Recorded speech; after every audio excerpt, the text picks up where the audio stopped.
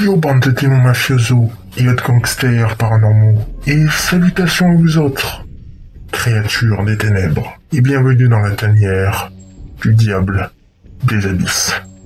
Et aujourd'hui mes petits démons, je voulais vous raconter une histoire, ou plutôt une sorte de théorie, une théorie sur un film, un très ancien film, ou véritable film de Nosferatu, le vampire. Et sans plus tarder, générique.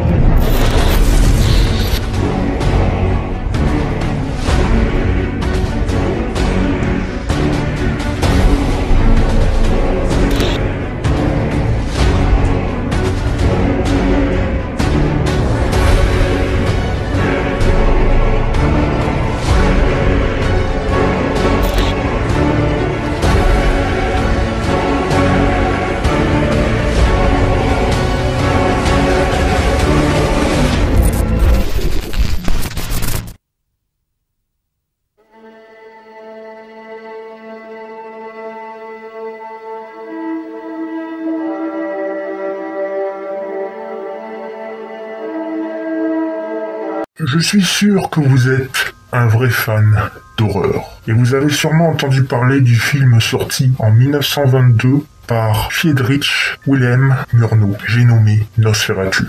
C'était l'un des premiers vrais films d'horreur réalisés en Allemagne juste après la Première Guerre mondiale.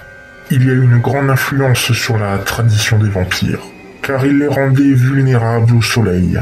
Et avant, les vampires étaient souvent affaiblis par la lumière du soleil, mais l'exposition ne les tuait pas. Et l'intrigue du film est basée sur le roman de Bram Stoker, du nom de Dracula. Mais le film prend beaucoup de liberté car les cinéastes n'avaient pas la licence pour réaliser le métrage.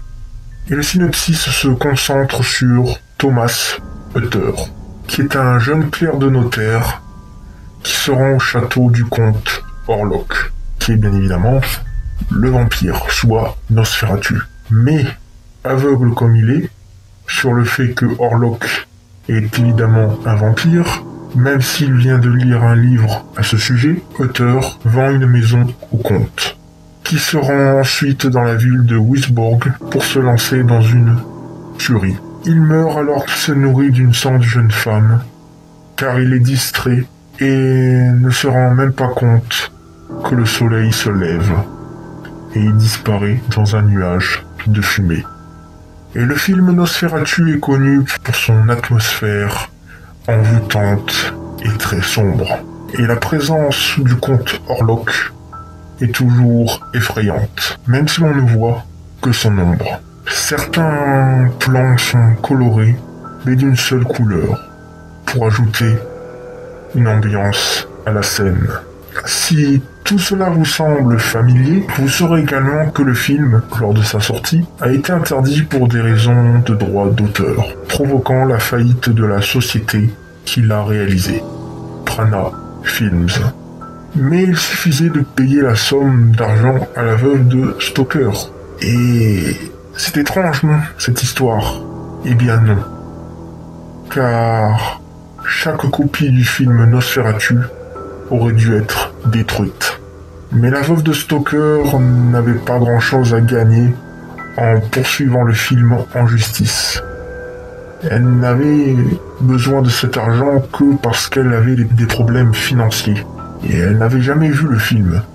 Il n'y avait donc aucune véritable raison pour que elle ou pour le tribunal de bannir le film de l'existence. Mais apparemment, le film Nosferatu n'aurait pas disparu pour toujours. Alors pourquoi peut-on encore regarder le film sur YouTube? Eh bien, à la fin des années 20, il était devenu clair que certains cinémas avaient gagné des copies du film en secret et avait recommencé à les projeter, car à cette époque, le tribunal ne s'en souciait apparemment plus. Mais maintenant, c'est la partie qui devient intéressante. La semaine dernière, j'étais sur universalmonsterarmy.com, qui est un forum de vieux films d'horreur. C'est le genre de forum où l'on peut discuter d'intérêts obscurs, où l'on échange des objets de collection rares, et le genre de forum qui est actif en silence dans un coin d'internet, sans que le grand public ne le sache ou ne s'en soucie.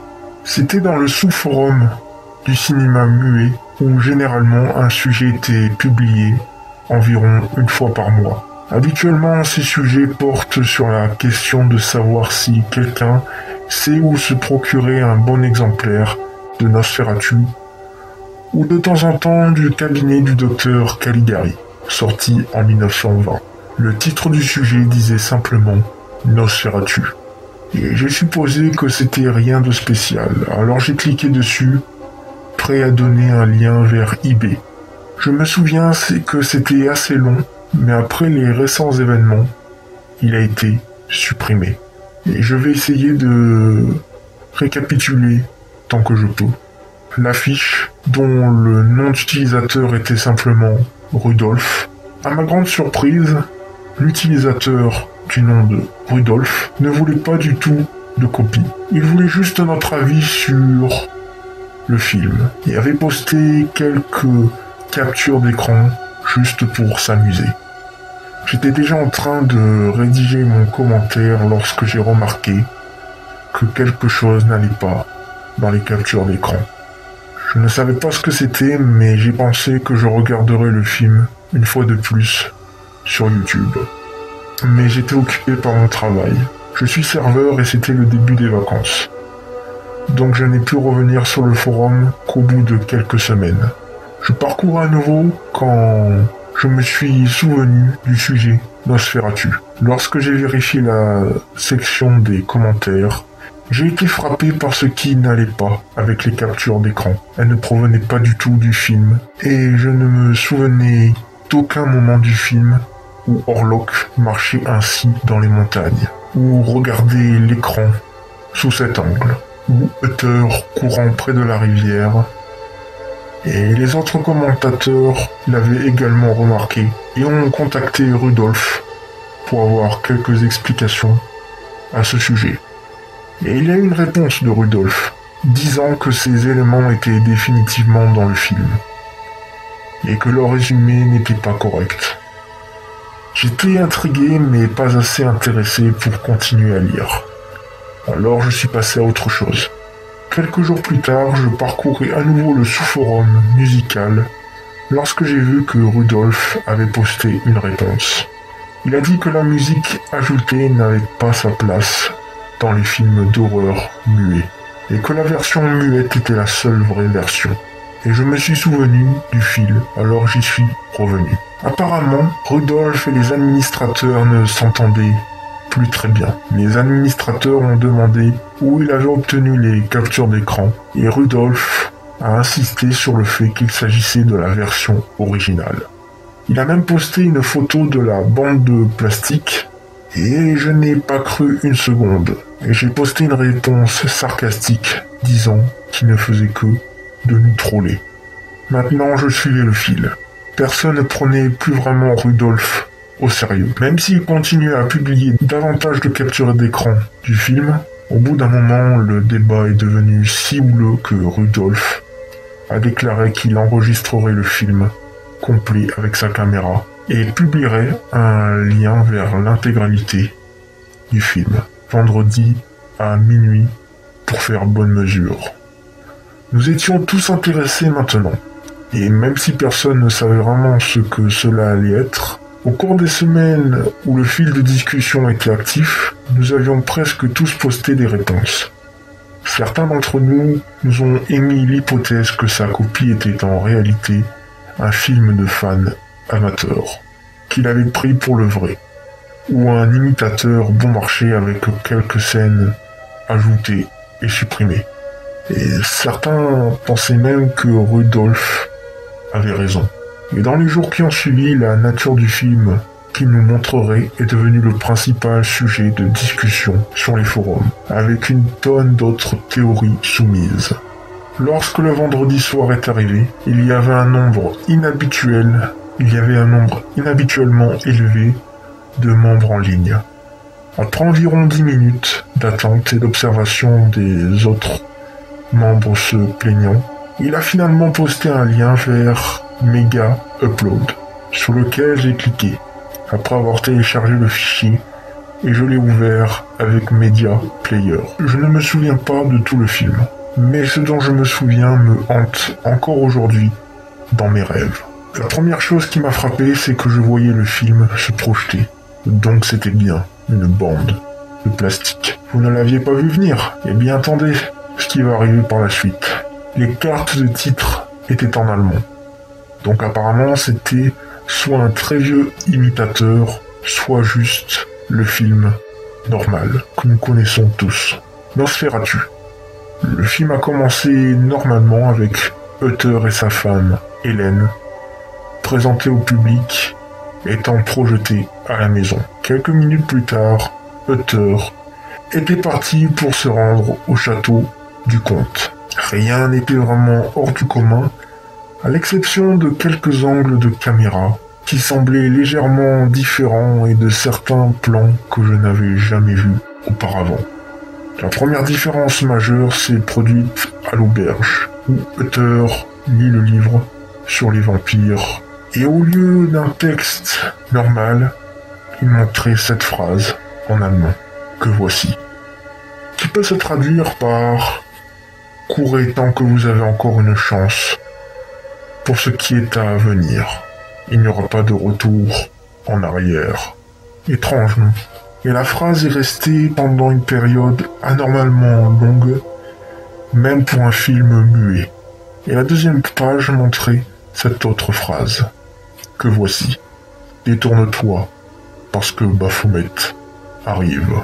Ensuite, Uther a réagi de la même manière que dans la version réelle, en jetant simplement le livre. Ensuite, il a pris la voiture comme dans la version réelle, mais les bois semblaient beaucoup plus denses, et c'était le soir au lieu du jour, donc tout était beaucoup plus difficile à voir, même s'il y avait une grande lune dans le ciel. À ce stade, mes yeux étaient rivés sur l'écran, et je n'avais aucune idée de ce qui se passait. Contrairement à la version normale, où les chauffeurs laissent Uther près de la route en raison de leur superstition, ici, ils l'ont emmené à travers les bois. La scène était beaucoup plus longue, et je pensais voir quelque chose bouger dans les bois. Peut-être, ou peut-être pas.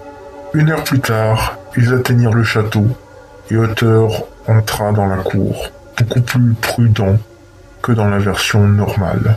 C'est à ce moment-là que le comte Orlok apparut, pleinement, pour la première fois dans la version normale. Mais ici, il n'y avait personne. Alors Uther entre dans le château. À l'intérieur, certains murs semblaient déformés ou plus sombres. Et Uther avait l'air très inquiet. Puis, le comte Orlok est apparu. Il ressemblait exactement à la version normale, grand et mince, avec son chapeau et ses sourcils ridicules.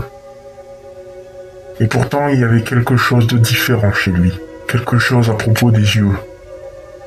Je pense, mais je ne pourrais pas dire ce que c'était. Comme dans la version réelle, sa présence me donnait la chair de poule. L'écran s'est figé, et j'ai vérifié si Media Player n'avait pas eu un bug, mais ce n'était pas le cas. Et le film est resté figé pendant environ 5 minutes avec Orlok au milieu de l'écran. J'ai senti qu'il se rapprochait d'une manière ou d'une autre, mais le tir semblait rester immobile. Lorsque le plan fixe s'est finalement terminé, Orlok s'est simplement assis, comme dans la version normale, les yeux fixés sur Uther.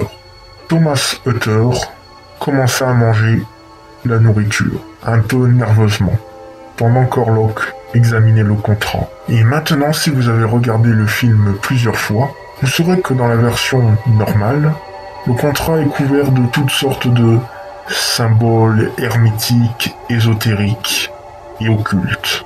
Et cela est dû au fait que le décorateur était Albin Crow, qui était architecte et membre du groupe occulte Fraternitas Saturni. Et il était également responsable de l'apparence d'Orlok. Et comme lui, le contrat était exactement le même, contrairement à beaucoup d'autres choses dans cette version du film. Puis vint le moment où Uther se coupa. Au lieu de se précipiter, comme dans l'autre version, Orlok avait l'air étonnamment immobile. Et Uther a tout simplement nettoyé sa plaie. Et cela m'avait beaucoup surpris car c'est à ce moment-là que le public a su avec certitude que le comte Orlok était Nosferatu le vampire, dans la version originale. Après avoir traité le contrat, Uther se rendit dans sa chambre, se méfiant de la situation et incapable de verrouiller la porte. Avec plusieurs minutes de paranoïa, Orlok est finalement arrivé. Et Uther, qui savait désormais qu'Orlok était Nosferatu, s'évanouit de peur.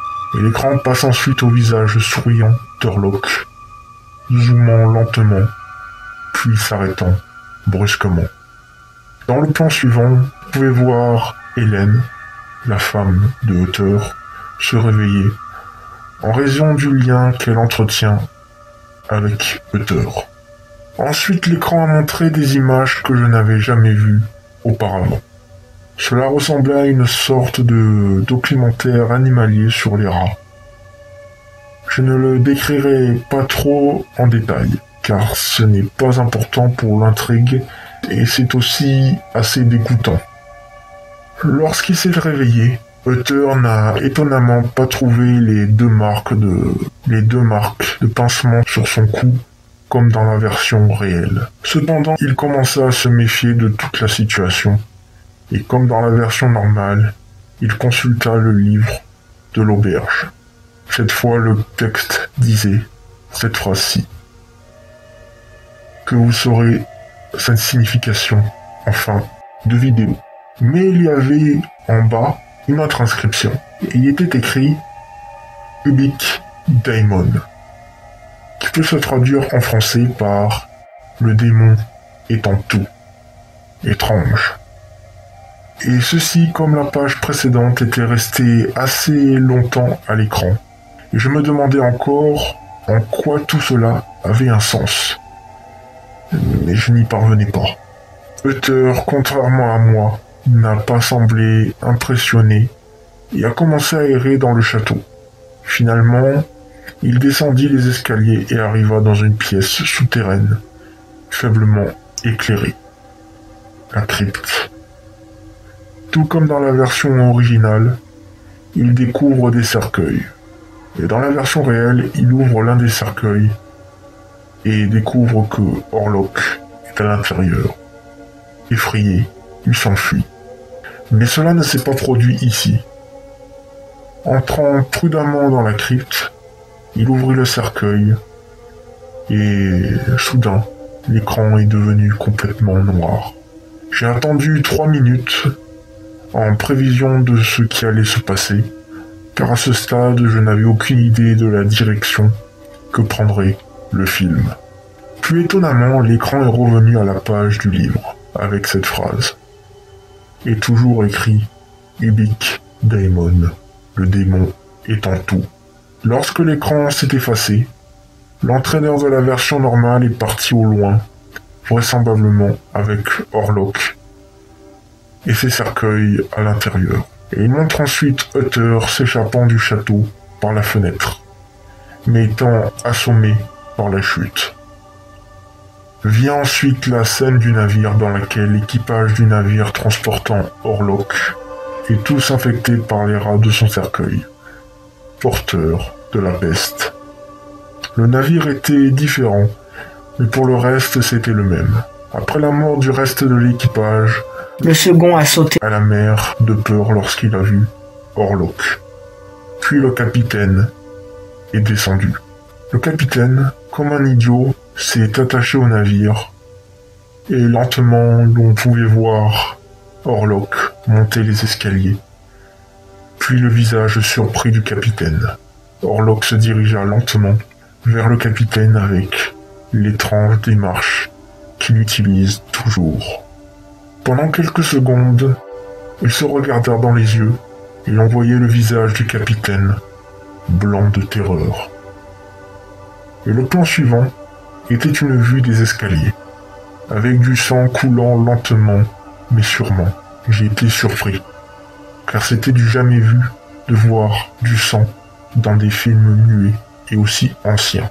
Même les films réalisés des décennies plus tard ne montraient généralement pas autant de sang. Et pendant ce temps, Uther se dépêche de rentrer chez lui pour avertir sa famille du danger. Et cela a été complètement extrait de la version originale jusqu'à ce que le démon est en tout. La page du livre est réapparue et je ne savais pas vraiment ce que cela signifiait. Je savais que ce mot en allemand signifiait le destin. Et Ubik Daimon ne me semble pas non plus très sympa. Après tout, le démon étant tout, ce n'est pas rassurant du tout. Au bout d'un moment, j'ai vu le navire d'Orlok entrer dans le port. À l'asile, l'ancien employeur de Uther, dont Orlok avait fait son esclave, pouvait le voir arriver. Et Orlok quitta le navire dans sa nouvelle maison avec son cercueil. Et les cadavres furent traînés hors du navire pour des recherches. Et leur mort a été attribuée à la peste, en raison du journal de bord du capitaine. Et pour l'instant, l'ensemble du film était essentiellement le même, à l'exception de quelques différences mineures dans le texte et les détails mineurs. Cependant, c'est le point culminant qui a vraiment rendu le film si terrifiant. Dans la version originale, les habitants de Wisborg sont tués un à un par Orlok. Leur mort est attribuée à la peste, et Knock, l'ancien employeur de Uther, s'échappe également. Mais c'est rapidement repris et Hélène se sacrifie pour tuer Orlok. Après avoir lu le livre depuis l'auberge, Uther revient avec le professeur Pulver, qui est, dans le roman de Dracula, Van Helsing, pour sauver Hélène. Mais il est trop tard. Ça y est, vous pourrez apercevoir son château en ruine quelques clichés plus tard pour symboliser sa mort. Et cette fin est radicalement différente. D'une part, les scènes de nuit, toutes, ont en réalité été tournées réellement de nuit. Et les lampadaires, comme vous le voyez dans une scène mineure, ne sont pas allumés, car les gens ont trop peur pour sortir. Et contrairement à certaines scènes de nuit de la version originale. Et cela rendait tout très difficile à voir, à l'exception de certaines scènes à l'intérieur qui étaient éclairées par des lampes. Tout d'abord, vous pouvez voir l'homme qui annonce que tout le monde doit rester à l'intérieur, à cause de la peste, comme dans l'autre version. Et ensuite vous voyez qu'Hélène tombe malade, comme dans la version originale. Mais cette fois, elle avait l'air très faible. Et Hélène, bien que son mari l'ait interdit, lit l'intérieur du livre dans lequel il est écrit cette phrase, qui signifie « L'heure de Baphomet commence ». Elle a l'air choquée par ce texte, mais elle est réconfortée par Uther qui passe ses bras autour d'elle. Et comme dans la version originale, Hélène montre la fenêtre en disant qu'elle y voit quelque chose chaque nuit. Seulement cette fois, la photo prise depuis la fenêtre ne montrait pas la maison d'Orlok, mais le ciel nocturne, sombre, sans lune, en vue. Après cela, vous pouvez voir les villageois parler entre eux de l'évasion de Knock et de la manière de l'attraper. Et cette scène est la même que dans la version originale. Mais une chose cependant, dans la version originale, Il se retrouve d'une manière ou d'une autre à l'asile vers la fin. Mais cela ne s'est pas produit ici. Uther est parti emmener le professeur Bulwer pour inspecter la maladie d'Hélène, car vous pouvez voir la crainte que son mari ne soit infecté. Après cela, on peut voir Uther courir le long de la rivière pour attraper Bulwer. Une fois arrivé chez Bulwer, le soleil s'est déjà couché et je pouvais à peine voir ce qui se passait. Et pendant ce temps, Hélène est lentement hypnotisée par Orlok et ouvre la fenêtre. Dans le plan suivant, j'ai vu Uther et Bulwer courir au bord de la rivière. Bulwer portait une lanterne, ce qui permettait de voir ce qui se passait plus clairement que la plupart des scènes nocturnes, jusqu'à ce qu'ils atteignent un tunnel sombre et vide. Ils s'arrêtèrent peut-être pour voir s'il y avait quelque chose à l'intérieur, mais il faisait trop sombre pour voir quoi que ce soit. Lentement et nonchalamment, ils entrèrent dans le tunnel et la lanterne ne montrait qu'un petit morceau du mur, épais de mousse. Soudain, j'ai pu apercevoir la silhouette de Knock au loin et l'écran s'est figé comme auparavant. Après une attente de ce qui semblait être 4 minutes, Knock approchait rapidement comme si l'écran était en retard. Et Uther et Bulwer se tenaient là, à moitié hors de l'écran, figés sous le choc. Lorsqu'ils eurent atteint les deux, Knock tendit son bras vers Bulwer, l'empêchant de s'enfuir, et le mordit au cou. Bulwer, voyant que sa fin était proche, ordonna à Uther de courir, tout en laissant tomber la lanterne pour tenter d'effrayer Knock. Mais la flamme s'éteignit rapidement. J'ai vu Uther essayer de sauver Bulwer, mais la poigne de Knock était trop serrée. Alors, il s'est enfui. Ensuite, la caméra s'est lentement retournée vers Knock, qui suçait toujours le sang de Bulwer. On pouvait le voir se répandre, le sang sur ses vêtements et au sol. Et les coups sont devenus de plus en plus violents, arrachant les parties de la peau de Bulwer, de sorte que la chair était exposée. Lorsqu'il parut satisfait, il se leva lentement du corps et avec sa bouche ensanglantée, regarda la caméra. Et le film s'est alors brusquement coupé à cette phrase. Toujours cette phrase. Mais qu'est-ce que cela signifie? Et toujours, Ubik Daimon, le démon, est en tout. Encore. Cette fois, je n'ai même pas été surpris. Mais j'ai continué à regarder parce que je devais voir la fin de ce film, voir ce qui se passait. Uther se précipitait vers la maison dans l'obscurité. Cependant, lorsqu'il a franchi la porte, quelqu'un bloquait les escaliers. C'était Nosferatu. Avec ce sourire effrayant sur le visage, Uther était hypnotisé et était incapable de bouger, alors qu'Orlok s'approchait de lui et lançait ses dents dans le cou de Uther, faisant couler le sang le long de ses vêtements. Et pendant un instant, il sembla qu'il allait protester, mais il resta immobile. Après environ 30 secondes, au cours desquelles il a également mordu Uther au bras et à plusieurs autres endroits, Orlok est parti. Cependant, ce n'est pas le cas de la caméra. C'est exact. J'ai été obligé de rester assis pendant de nombreuses minutes à regarder Uther se vider de son sang.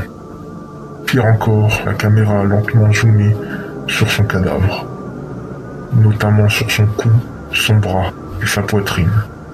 Je n'ai jamais vu un film faire ça auparavant, et pour de bonnes raisons.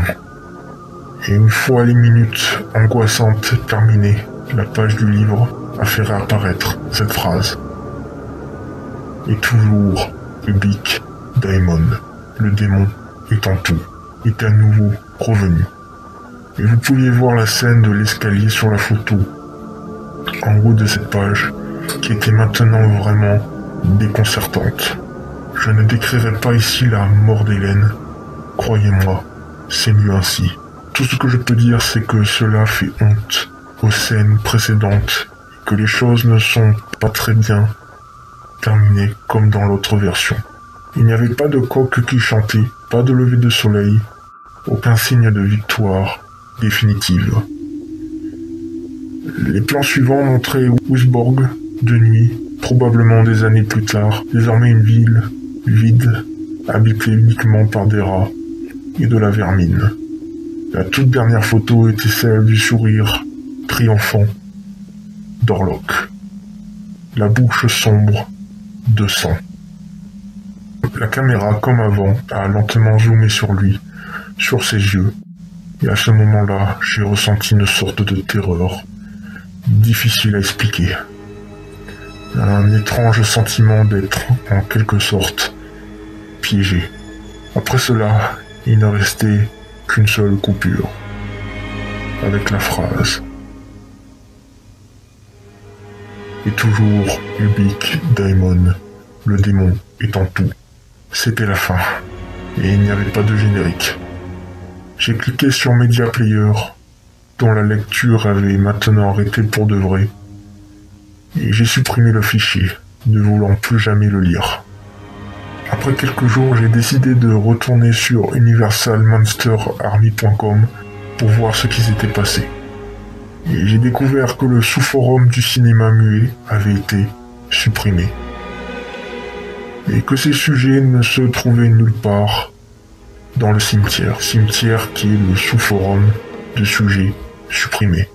J'ai recherché la page utilisateur de Rudolf, qui n'était apparemment plus là. Ce qui était étrange, étant donné que sur la plupart des forums, un utilisateur sera simplement banni, mais sa page peut toujours être visionnée. Peut-être qu'il a été bloqué sur le moteur de recherche. Je ne sais pas. J'ai essayé d'en parler avec quelques collègues membres du forum et administrateurs, mais ils semblaient réticents à en parler et essayaient souvent de changer de sujet. Le forum existe toujours, alors peut-être pourrez-vous voir ce qui s'est passé. Même moi, je n'utilise presque plus le forum. Les jours qui ont suivi le visionnage du film, j'ai constaté que j'avais du mal à dormir et que je perdais beaucoup de cheveux. C'était probablement dû au stress d'avoir fini le film et d'y avoir trop réfléchi. Mais je ne peux pas perdre l'idée que le film, d'une manière ou d'une autre, m'a infecté.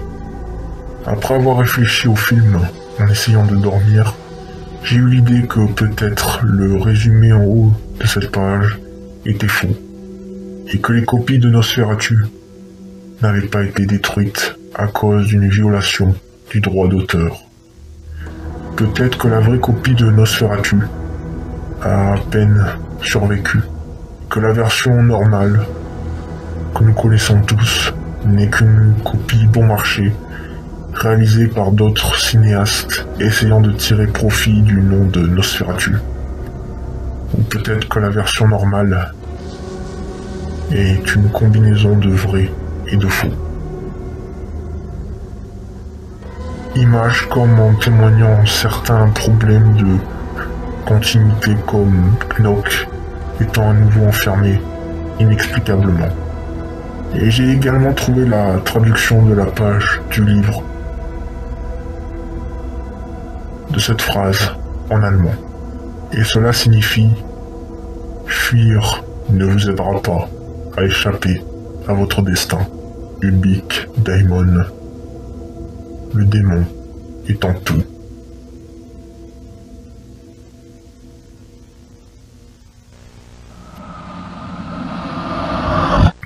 Et voilà mes petits démons. J'espère que la vidéo vous aura plu. Et sur ce mes petits démons, on se laisse là. Si la vidéo vous aura plu, et si ma chaîne vous plaît, eh bien lâchez un like, abonnez-vous à ma chaîne, venez rejoindre la tanière des profondeurs abyssales de Daimon. Et sur ce, regardez sous votre lit, dans votre placard et dans les recoins sombres de votre maison, car on ne sait pas ce qui peut s'y cacher. Et je vous souhaite de bonnes nuits de terreur. Allez. Ciao.